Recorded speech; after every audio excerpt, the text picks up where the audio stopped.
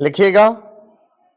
जहां तक टिप्पणी का संबंध है, विद्वान मजिस्ट्रेट ने आवेदक की भारतीय दंड संहिता धारा 380 के साथ पठित धारा 511 के अधीन सिद्ध दोष ठहराया। धारा 511 किसी अपराध को करने के प्रयत्न को दंडित करती है।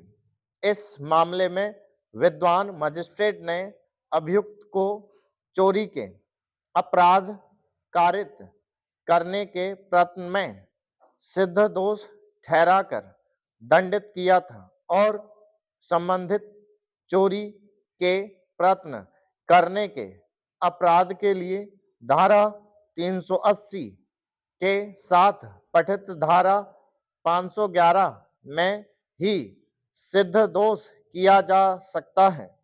विद्वान मजिस्ट्रेट ने अभियुक्त को एक ही सजा दी थी। उन्होंने अभियुक्त को 2 सजाएं नहीं दी थीं। इस संदर्भ में विद्वान सत्र न्यायाधीश ने जो टिप्पणी की है वह सर्वथा असंगत और उसका निर्णय पत्र में बना रहने देना आवश्यक है। अपील न्यायालय द्वारा यह टिप्पणी करने की कोई आवश्यकता नहीं प्रतीत होती थी।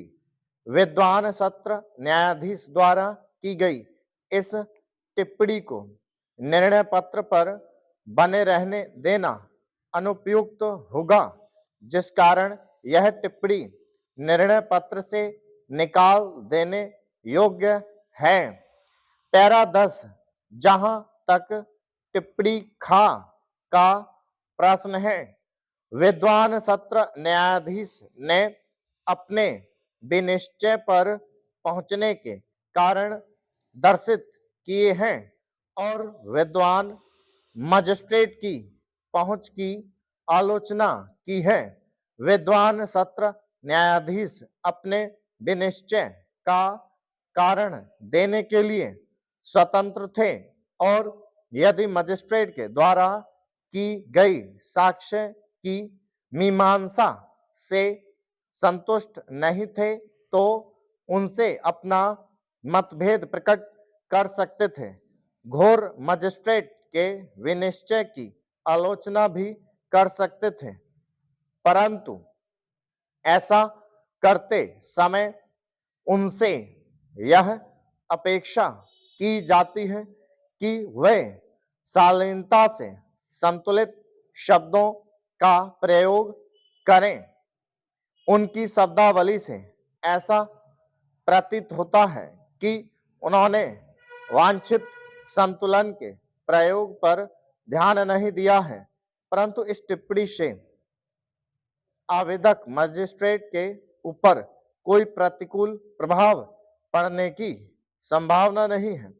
इस कारण इस टिप्पणी के निर्णय पत्र से निकालने की कोई आवश्यकता प्रतीत नहीं होती है। पैरा 11 जहां तक विचारण की समाप्ति पर संपत्ति के व्ययन के लिए आदेश का प्रश्न है, दंड प्रक्रिया संहिता की धारा 453 एवं 457 में अंतरतावष्ट उपबंधों का प्रश्न है। दंड प्रक्रिया संहिता की धारा 452 एवं 457 में उसके लिए उपबंध किया गया है। यदि मजिस्ट्रेट इस निष्कर्ष पर पहुंचता है कि कोई सवारी किसी अपराध के करने में प्रयुक्त की गई हो तो उसके बारे में वह व्ययन का आदेश दे सकता है। धारा 457 दंड प्रक्रिया संहिता के अंतर्गत यदि कोई चीज जब्त की गई हो और उसकी रिपोर्ट मजिस्ट्रेट को दी गई हो, परंतु उस वस्तु को मजिस्ट्रेट के न्यायालय में पेश ना किया हो, तो भी उसके व्ययन के बारे में मजिस्ट्रेट आदेश पारित कर सकता है।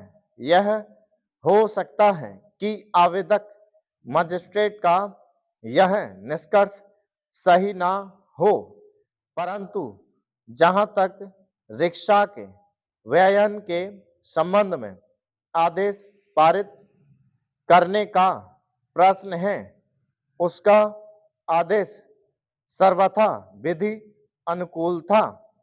स्टॉप